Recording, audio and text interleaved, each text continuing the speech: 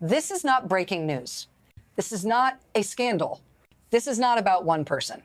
This is about a system that learned how to protect itself by growing too large to confront, quietly, patiently, over decades.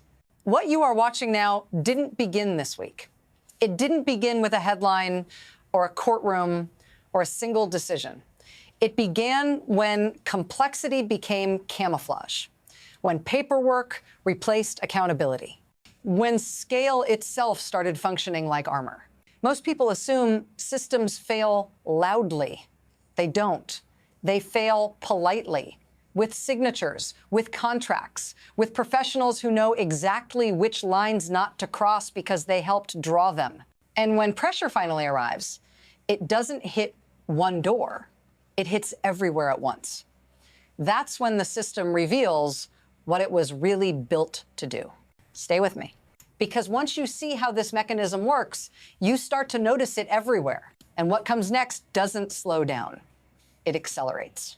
What actually controls this system now is not ideology, not loyalty, not even money in the way we usually think about it. What controls it is interdependence, a dense web of transactions so layered that no single participant appears responsible. Loans tied to valuations, valuations tied to assumptions, assumptions certified by professionals whose names never make headlines. Everyone touches the system. No one owns the outcome. That's the shift most people miss. Power no longer sits with a figure at the top. It lives in the structure underneath, in the routines, in the defaults, in the quiet agreement that as long as everything keeps moving, no one asks what's actually holding it up. This is why focusing on personalities is comforting. It gives the illusion of control. Remove the person, fix the problem. But this system doesn't collapse when one actor leaves. It redistributes risk. It absorbs shock. It waits. And when it's challenged, it doesn't argue back. It multiplies. Which brings us to the change that made this possible. There was a time when this kind of behavior would have stood out. It would have looked reckless, too clever, too exposed. Before, scale was a liability.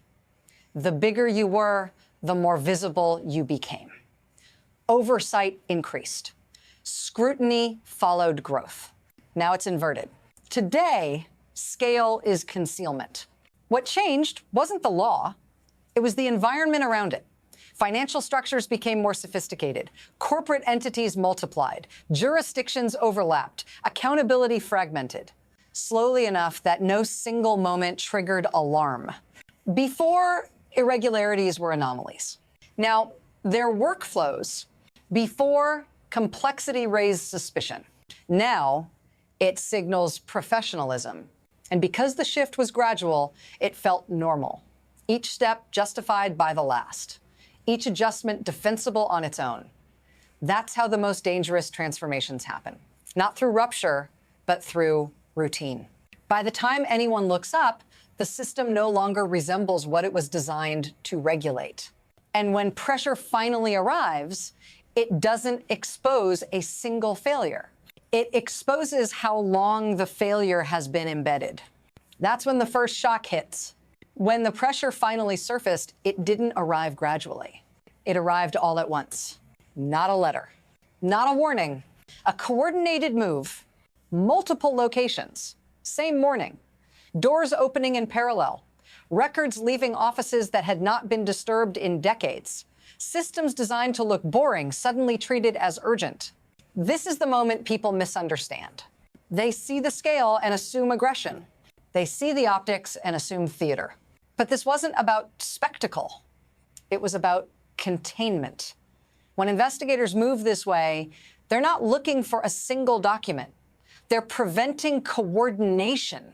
They're freezing the system before it can adapt. Because systems like this don't panic. They reorganize. What was removed wasn't just paper or hardware. It was timing. The ability to quietly align stories, to decide who remembers what, to determine what disappears next. That's why this felt abrupt. Because it wasn't reactive. It was the result of something finishing And once that threshold is crossed, there is no clean reset, only exposure layered on exposure. The question now isn't what was found, it's what this move makes unavoidable. Here's how the system actually works. Not dramatically, not illegally at first glance, but efficiently. Value is never fixed. It's narrated. Assets are described one way when seeking advantage and another way when avoiding exposure. Each version signed off by a different professional. Each step defensible in isolation. Money doesn't move directly. It takes the scenic route. Through entities created to exist only on paper. Through jurisdictions designed to ask fewer questions. Each transfer small enough to look ordinary. Together, they form a map that only makes sense when laid flat. The benefit concentrates at the center: control, leverage, liquidity. The risk spreads outward. Accountants, executives, managers, people whose job was to execute, not to question. That's the genius of it. Damage is diffused. Responsibility is diluted. When scrutiny arrives, no single person appears essential. Everyone is replaceable. Everyone is exposed. And that imbalance matters. Because when the system is finally challenged, it doesn't defend the people who carried it. It lets them absorb the impact, which is why the next phase moves faster and louder. Now the pace changes. Documents stop moving quietly. Conversations stop happening in person. Decisions get shorter, defensive. People who were confident last week stop returning calls. Advisors revise guidance in real time. Language tightens. Everything becomes conditional. This is what stress looks like inside a system that was never built to slow down. One disruption exposes another. A sealed process opens. A routine review becomes a problem. What was once compartmentalized starts to overlap. And overlap is dangerous because stories don't line up. Dates blur. Numbers shift. Explanations multiply. The same transaction appears in different forms, in different places, for different reasons. That's when pressure stops being theoretical. It becomes personal. Every participant starts calculating the same thing. Not loyalty, not legacy, exposure. And once that calculation begins, coordination collapses. People move early, quietly. They look for exits that don't announce themselves. But systems like this don't offer graceful departures. They offer trade-offs. And the next one lands closest to home. This is the point where it stops being abstract. Because this system doesn't operate in a vacuum. It touches you when trust erodes. When rules feel optional for some and rigid for others. When compliance becomes a disadvantage instead of a safeguard. You feel it when institutions hesitate, when markets flinch, when decisions that affect your savings, your job, your stability start factoring in uncertainty that shouldn't exist. This is what systemic risk looks like at eye level. Not collapse, distortion. The sense that outcomes are no longer tied to effort or fairness, but proximity. That accountability is negotiable if you're embedded deeply enough. And once that belief takes hold, behavior changes, people hedge, cut corners, opt out quietly, not because they're reckless, but because they're adapting. That's the cost that never appears on balance sheets. If you're still here, stay with me. This matters. Because what's unfolding now doesn't stop at one organization or one country. It ripples outward. And the next signal doesn't come from inside the system at all. The shift becomes visible when institutions far away start adjusting, quietly at first. Reviews, reassessments, relationships labeled temporary. Not because of what's proven, but because of what's possible. This is how systems communicate risk to each other, not with announcements, with distance. Capital moves differently. Partners ask new questions. Jurisdictions that once cooperated automatically slow the process. What used to be routine becomes conditional. And that matters because these systems are not isolated. They're layered on top of one another. When confidence drops in one place, it tightens everywhere else. What began as a contained inquiry now intersects with global norms. Financial transparency, regulatory credibility, the assumption that rules mean the same thing across borders. Once that assumption weakens, coordination frays. No one panics. They prepare. And preparation changes behavior long before outcomes are known. It reshapes incentives. It redraws boundaries. It introduces friction where there used to be flow. At this stage, resolution is no longer local. It's distributed. And the future stops being linear. From here, there are 3 paths. None of them are clean. The first is adjustment. The system absorbs the shock. Procedures tighten. Oversight increases just enough to restore confidence. A few participants exit. New safeguards are announced. Life continues slightly more constrained, but fundamentally intact. The second is erosion. Pressure doesn't break the system, but it weakens it. Trust declines unevenly.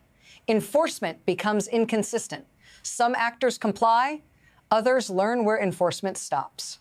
The rules remain, but belief in them fades. And then there is rupture. Not collapse in a single moment, but a loss of coherence. Too many incentives misaligned. Too many actors hedging instead of cooperating. Accountability treated as optional by those with enough insulation. In that scenario, outcomes stop being predictable. Markets overreact. Institutions hesitate. Authority fragments. What determines the path isn't a verdict or a headline. It's behavior. Who moves first? Who waits? Who decides the system will protect them? And that decision is already being made quietly in places you don't see. Which is why the ending isn't an ending at all. It's an open question. What makes this moment dangerous isn't uncertainty. It's familiarity. We've seen systems stretch before. We've watched complexity replace clarity. We've learned to live with explanations that feel technical enough to discourage questions. That's how normalization works. Not by convincing you everything is fine, but by making concern feel impractical. Nothing here forces an immediate reckoning. That's the point. The pressure builds without demanding attention. It waits for fatigue, for distraction, for acceptance. And if you're expecting a clean conclusion, you won't get one. Systems like this don't end with resolution, they end with precedent. What happens next will teach people what is safe to attempt, what scale can protect, what proximity can excuse. That lesson will travel faster than any verdict. So don't look for closure. Look for signals. Who adjusts, who distances, who acts like consequences are optional. If you want to understand where this is going, stay engaged, stay curious, follow the mechanics, not the personalities. Because the next chapter doesn't announce itself. And if you miss it, you won't realize what changed until it's already permanent. If this analysis kept you watching, stay with this channel. The next piece goes deeper. And it won't be quieter